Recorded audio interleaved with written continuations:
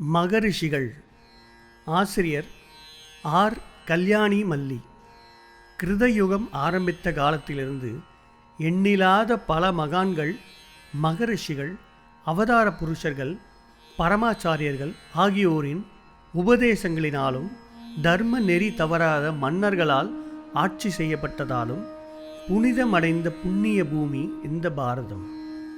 பகவான் ஸ்ரீ மகாவிஷ்ணுவின் அம்சமாகவே பூஜிக்கப்பட்டு வரும் ஸ்ரீதேவியாக மகரிஷி காலத்தில் இருந்து இதுவரை ஏராளமான அவதார புருஷர்கள், ஆச்சாரியர்கள், மகான்கள், சித்தர்கள், தவசீடர்கள் ஆகியோரின் திருவடி பெற்று அதன் பலனாக புண்ணிய பூமி என பூஜிக்கப்பட்டு வருகிறது இந்த புனித பாரதம்.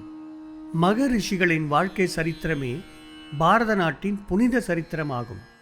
41 மகரிஷிகளை பற்றிய குறிப்புகள் கொடுக்கப்பட்டுள்ளன. படித்து பயன்பெறலாம். சரீரத்தை பற்றியோ அல்லது சரீர சுகதுக்கங்களை பற்றியோ அவர்கள் சிறிதளவும் கவலைப்படுவதில்லை, நினைப்பதும் இல்லை. மனதை உடல் கட்டுப்படுத்தக்கூடாது, மனம்தான் உடலை கட்டுப்படுத்த வேண்டும் என்ற உண்மையை அவர்கள் அறிந்திருந்தனர். உடல் விரும்பும் ஆசைகளுக்கு மனம் வளைந்து கொடுத்தால் உடல் உள்ளம் இரண்டும் அழிந்துவிடும்.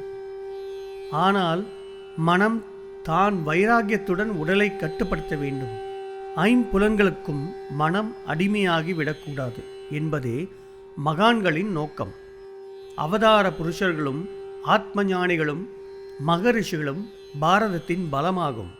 இந்நூல் கிடைக்கும் இடம் ஆனந்த நிலையம், செல் நம்பர் 9444035667 மற்றும் 9444340281.